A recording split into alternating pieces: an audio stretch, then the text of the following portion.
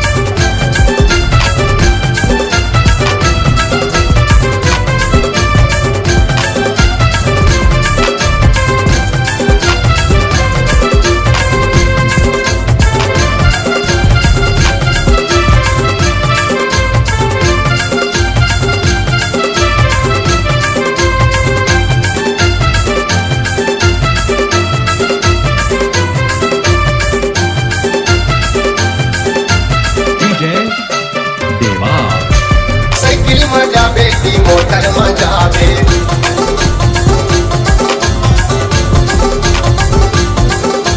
cycle मनेगा motor मनेगा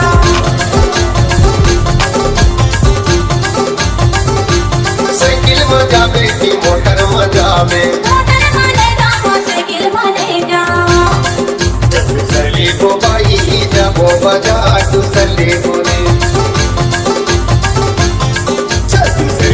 नोनी जब बजा तू सली बोले